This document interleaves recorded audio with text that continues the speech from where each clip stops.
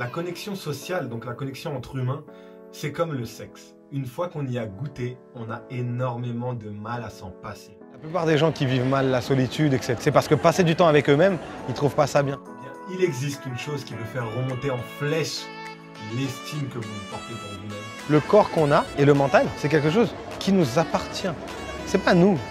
Parce que quand tu réfléchis, tu te dis pas « je suis main », tu dis « j'ai ma main ». Ma main, elle m'appartient. Donc, on parle à la troisième personne de quelque chose qui est sur ton corps. C'est apprendre à se faire du bien. Et je ne parle pas que de... Se faire du bien, c'est sortir pour soi. Aller se faire Marseille et...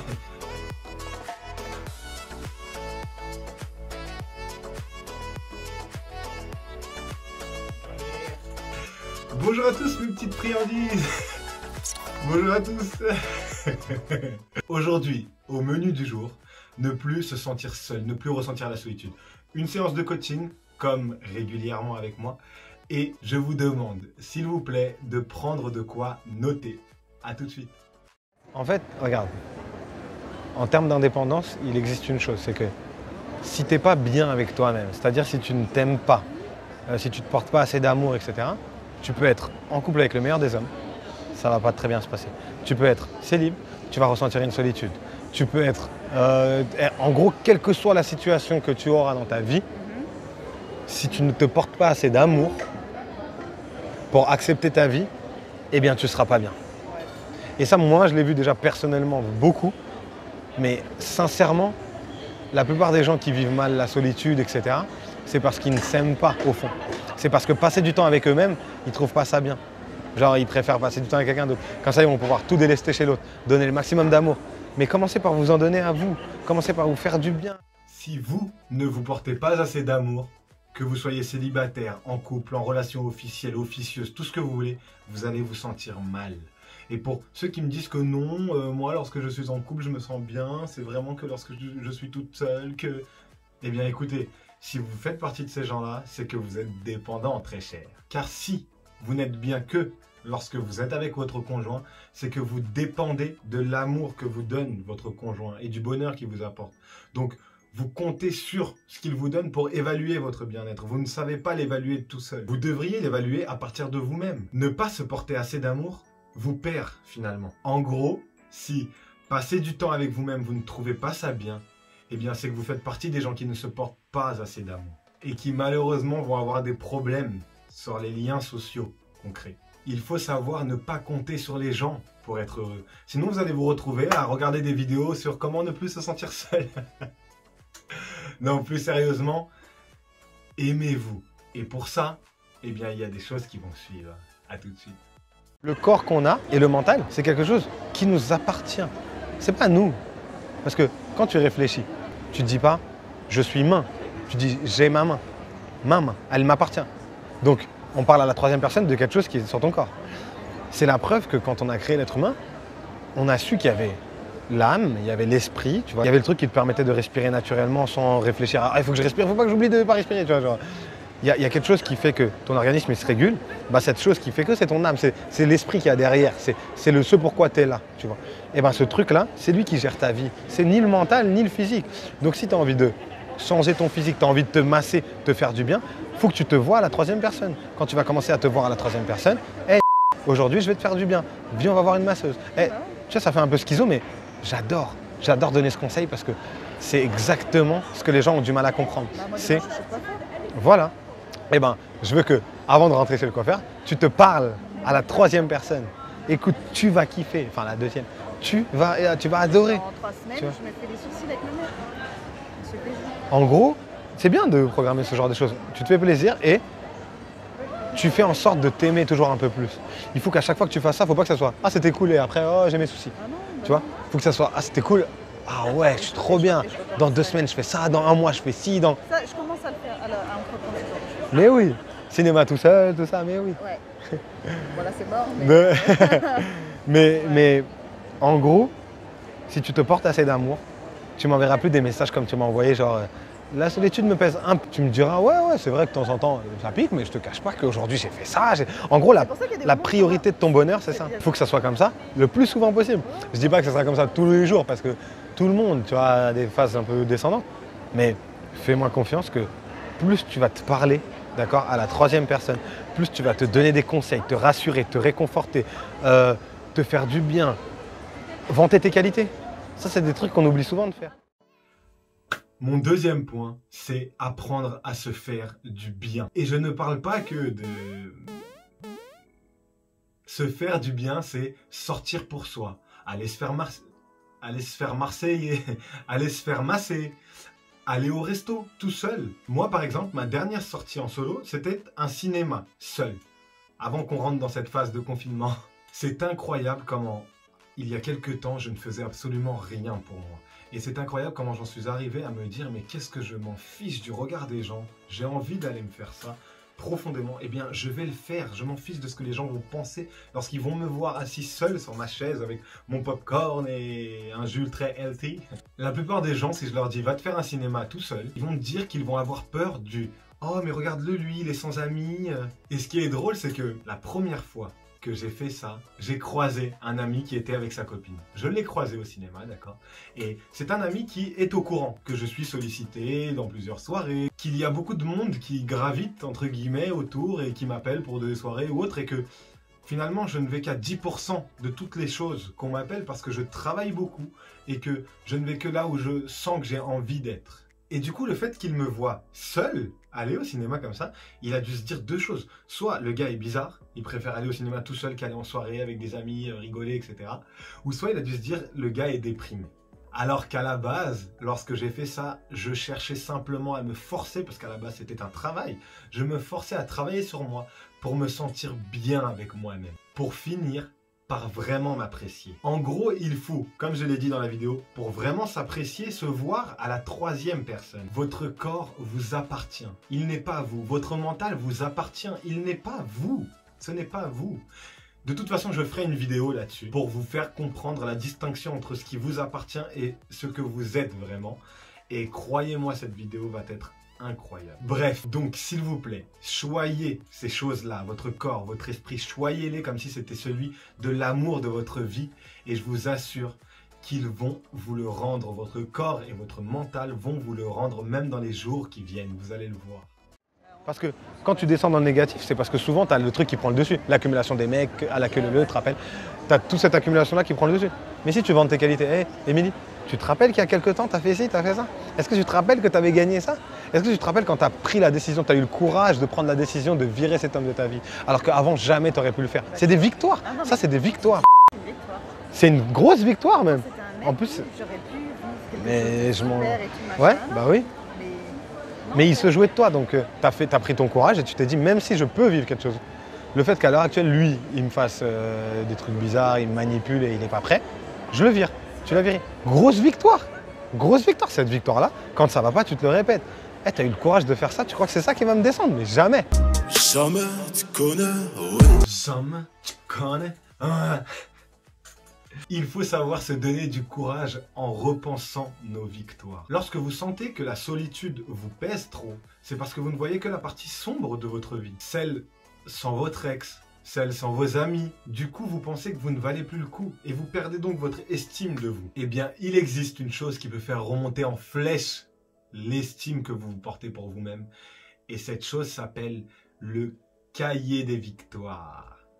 Je ne sais pas si cette chose-là, je l'ai lu quelque part ou si je l'ai inventé, mais je tiens un jour un cahier des victoires et lorsque je ne me sens pas bien, croyez-moi, le lire me fait un bien fou. Le cahier des victoires, c'est tenir à jour une liste longue comme pas possible de toutes les victoires qu'on a tendance à oublier. Par exemple, j'ai gagné une partie d'échecs contre mon grand-père. J'ai eu une victoire le dimanche dernier avec mon club de foot. Et j'ai plutôt bien joué. J'ai réussi à bien lasser mes chaussures. Non, faut pas abuser non plus. Mais par exemple, ça peut être une chose très banale, mais qui au fond de vous fait plaisir. J'ai réussi à draguer une fille super belle ou à avoir le beau gosse de la soirée, par exemple. Moi, par exemple, je vais vous donner un exemple qui va peut-être vous faire rire, mais moi, je suis dans l'abus, d'accord? J'extrapole exprès ces choses-là pour aller dans l'extrême de la positivité et du bonheur et pouvoir vous faire ce genre de vidéo. Il y a quelques temps, par exemple, j'ai été en soirée et j'étais avec des amis qui me savaient célibataire et qui ont parlé de moi à une très belle fille. Et ils ont fait de même de cette belle fille à moi. Ils faisaient ça plusieurs fois. Et un jour, on se rencontre en soirée, d'accord? Et ce soir-là, mes amis n'arrêtaient pas de me dire « Mais tu sais qu'elle n'a jamais mis de robe pour nous, on a fait des centaines de soirées avec elle, elle n'a jamais fait ça. Elle savait que tu venais comme par hasard, elle l'avait mise. » On était sûr de rien, vous voyez ce que je veux dire? Mais on sentait que c'était fait pour moi. Eh bien, je suis rentré chez moi ce soir-là, j'ai marqué « Une super belle fille a mis une robe sexy parce qu'elle savait que je venais sans même me connaître. » C'est une méga victoire, ça veut dire que vos amis ont tellement bien parlé de vous que les gens se mettent sur leur 41 pour vous voir alors que ils ne vous connaissent même pas. Je vous jure, les amis, que de relire ça quand je n'allais pas bien, eh bien, ça m'a fait rire et ça m'a fait un bien fou. J'ai lu cette chose-là et puis je me suis dit, mais t'es vraiment fou, mais c'est une vraie victoire. J'ai ri et je suis reparti dans ma journée un peu plus joyeux. Donc, pour améliorer vos journées et donc votre vie, tenez un jour, s'il vous plaît, les amis, un cahier des victoires. Et faites-moi part, si vous voulez, par exemple, dans les commentaires, de la toute première victoire qui va rentrer dans ce cahier. Ça me ferait super plaisir d'avoir ça, je vous assure. Et c'est comme un cercle vertueux de faire cette chose-là. Vous allez voir comment cela va améliorer votre sentiment de solitude. Vraiment, genre, il faut que tu te vois comme une guerrière. Quand je te le dis, si tu veux changer, il faut y aller avec une volonté incroyable, une détermination et vraiment une vraie envie de changer et pas juste oh, ça, la vie fera que. Non. Non, la vie ne fera pas que. Si toi, tu n'as pas décidé, la vie, elle va suivre un cours, tu vois. Elle va suivre un cours et toi, tu décides de quel côté tu veux être. Donc, mets-toi du bon côté. Prends tes armes en main, prends ton courage, pense à tout ce que je t'ai dit dans la séance par rapport à l'autre. La positivité au sein etc. Pense à tout ça et dis-toi, en vrai, c'est vrai que devenir positif, ça passe par des petits comportements comme ça. Ça passe par des petits actes, des petits choix qui, mis bout à bout, dans 2 mois, tu seras déjà plus la même. Sauf que si tu ne les mets pas bout à bout, bah dans 2 mois, tu seras encore en train de traîner des boulets, tu me diras, ouais, ça j'ai du mal. Je ne veux pas entendre ça. Je veux que tu y ailles à fond. Et si tu n'y arrives pas, tu t'appuies sur moi, je suis là pour ça. Si tu n'y arrives pas, tu m'envoies un vocal. Et écoute, j'ai pas réussi à faire ça, ou alors j'ai pas trouvé les mots et tout. Franchement, c'est dur. Et je préfère que tu te livres, limite que tu pleures parce que c'est trop dur de prendre une décision et que je te force, je te martèle le cerveau à ça. Plutôt que tu me dises, ouais, non, mais la vie fera que, ou on verra dans quelques temps, je suis pas prête. Non. Il n'y a pas de je suis pas prête. Bascule. En plus, vu que tu es dans le côté, je me renferme un peu sur moi et tout. De toute façon, t'inquiète pas, j'allais en parler, mais t'inquiète pas, c'est bien. C'est pas forcément mauvais. La période dans laquelle tu es, c'est bien, c'est une bonne chose. Mais sers-toi de cette période. Vu que tu es dans une phase où je ne suis pas forcément ouvert aux gens, je me ferme et tout, autant y aller à fond. Tu te fermes, tu coupes les ponts avec tous ceux qui servent à rien, tu calcules que le peu de personnes qui vont t'apporter du positif et tu travailles sur toi. Comment je fais pour me parler au quotidien? Comment je fais pour aller bien? En vrai, c'est tes actes du quotidien et tes pensées, surtout tes pensées, qu'est-ce que tu penses de toi, qui va faire que. Ne te mens pas, d'accord? Je dis pas ça parce que tu le fais, je dis ça parce que la plupart des gens pensent des fois « Ouais, je vais bien et toi alors qu'ils vont pas bien. » Non, hey, ne te mens pas. Je vais pas bien, je vais faire en sorte que ça aille. Tu vois ça, ok, bah je vais prendre mon courage à deux mains. J'arrive pas à prendre cette décision, j'appelle mon coach. Hey, écoute, j'arrive pas à prendre cette décision. Faut que tu m'aides. N'aie peur de rien, ni personne. Et c'est comme ça que tu vas finir par te dire hey, c'est bon, je change vraiment, j'y vais à fond. Si tu commences un peu à tergiverser et tout, déjà moi je le sens beaucoup. S'il te plaît, vas-y à fond en mode guerrière. Il faut que tu deviennes une guerrière. Tu l'as cette âme. Tu l'as cette âme parce que tu as un grand cœur. Tu es une sportive, donc tu connais la détermination, la volonté de la rigueur dans l'effort et tout, tu connais ça. C'est la même chose mais mentale. C'est plus dur, je suis d'accord. Mais c'est la même chose. Je sais que je souffre, mais c'est pour le bien. Je vais souffrir jusqu'à temps que ça aille mieux.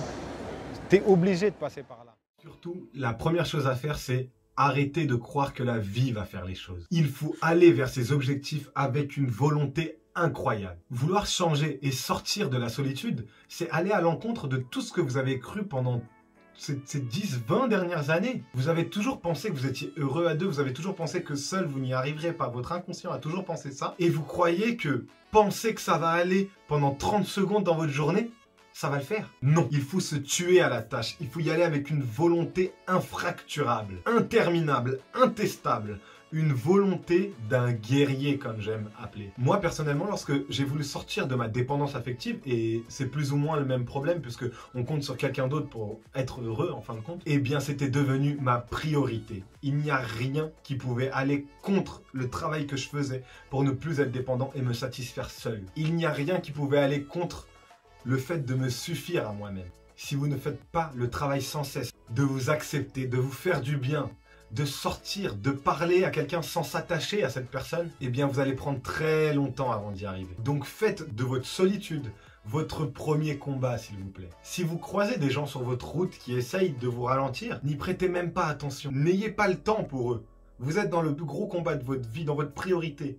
Allez-y à fond, franchement, s'il vous plaît. Binot, on va se calmer. Le sentiment de solitude que vous avez est un conditionnement. Déjà, il faut le savoir. Vous avez passé toute votre vie à vivre des bons moments, accompagnés, en couple ou juste accompagné par des gens, ou juste accompagné par des personnes, votre famille, lorsque vous avez grandi, par exemple. Bref, vous aviez une connexion sociale qui vous permettait de faire passer votre temps d'une assez bonne manière. La connexion sociale, donc la connexion entre humains, c'est comme le sexe. Une fois qu'on y a goûté, on a énormément de mal à s'en passer. Je le conçois, j'en suis d'accord.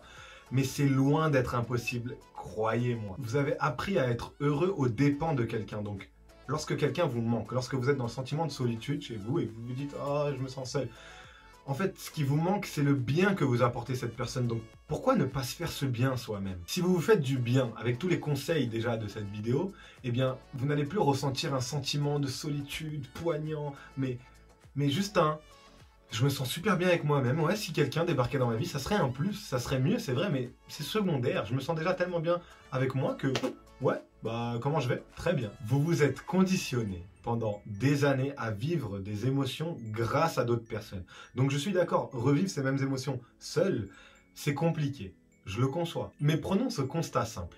Lorsque nous étions enfants, pourquoi est-ce que nous pleurions? Nous pleurions parce qu'on venait de tomber. Ou nous n'avons pas eu ce qu'on voulait, ou quelque chose au loin nous a fait peur. Pourquoi est-ce que rions-nous lorsque nous étions enfants? Un dessin ou une action quelque part nous a fait rire. Donc on riait sans avoir besoin de quelqu'un. On riait parce qu'en regardant la vie, on trouvait des choses drôles. Et puis ça permettait de créer cette chimie, cette dopamine. Bref, j'entrerai plus tard dans ces détails de ce que nous procure le rire. Mais on créait cette chimie de plaisir en nous, seul, en fonction de notre journée. Donc en fonction du traitement de l'information qu'on avait dans notre journée, on commençait à rire. Nous ne le faisons plus. Nous ne le faisons plus. Maintenant, lorsque nous pleurons ou que nous rions, c'est parce qu'une autre personne nous a blessés ou nous a fait rire. Donc on rit. Donc la personne qui est en face de nous a le contrôle sur ces émotions-là. Très bizarre, non? Étrange, n'est-ce pas? Donc apprenez à rire naturellement de ce qui se passe dans votre journée. Et vous allez voir que lorsque quelqu'un va vous faire rire, ça ne sera qu'un plus. Ça sera qu'un rire en plus dans votre journée. Et non pas « Ah waouh, il m'a fait trop du bien ». Suffisez-vous les amis. Dès que vous sentez que vous comptez trop sur une autre personne pour vous faire du bien, sachez vous arrêter et suffisez-vous. Et un dernier point avant de clore cette vidéo, c'est un point bonus. C'est lorsque le combat de la solitude devient trop difficile. Imaginons que vous appliquez tout ce que je vous ai dit et que ça devient quand même trop difficile. Eh bien, je vais vous donner le conseil que la plupart des psychologues de comptoir vous donneraient, c'est sortez, amusez-vous, riez, rencontrez du monde. Certes, c'est compliqué, surtout en ces temps de confinement, mais là où je pousserais, moi, ce conseil, c'est faites part à votre entourage de votre sentiment de solitude. Lorsque vous dites à un ami « Ah, je me sens super seul en ce moment », ce que vous faites, c'est vous ouvrir des opportunités, puisque cet ami ou ces amis à qui vous le dites vont prendre en compte que vous ne vous sentez pas bien. Donc elles vont tout faire, logiquement, si c'est des bons amis ou famille, elles vont tout faire pour vous entrer dans leur cercle de positivité ou vous faire rencontrer du monde, ou ne serait-ce que de dire ça va permettre à ces personnes-là, lorsqu'elles vont sentir une opportunité, inconsciemment de penser à vous. Donc du coup, de vous amener des opportunités lorsqu'elles vont entendre qu'un autre ami à eux pourrait convenir à votre énergie, est aussi célibataire ou a besoin de rencontrer du monde ou de sortir. Bref, vous allez ouvrir votre champ des opportunités. Vous allez vous connecter à du nouveau monde, joyeux, gentil, bref, un peu plus comme vous et positif, d'accord? Et non pas rencontrer des gens par dépit. Vous allez rencontrer ces gens-là et ça sera peut-être le début d'une grande aventure.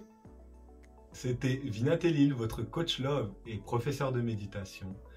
Avant de sortir de cette vidéo, s'il vous plaît, comme je le dis, Ça ne vous change sûrement rien à votre vie, mais ça peut aider tellement d'autres mondes, dont moi. N'hésitez pas à lâcher un petit like, d'accord? Ou à commenter pour me donner ce qui se passe sur votre cahier des victoires avant de sortir, ça me ferait super plaisir. Et croyez-moi, juste en dynamisant un peu cette page, grâce à vous, des commentaires, des partages, des likes, vous pouvez aider tellement de monde. En tout cas, moi j'y crois. C'est à vous de jouer. À très vite!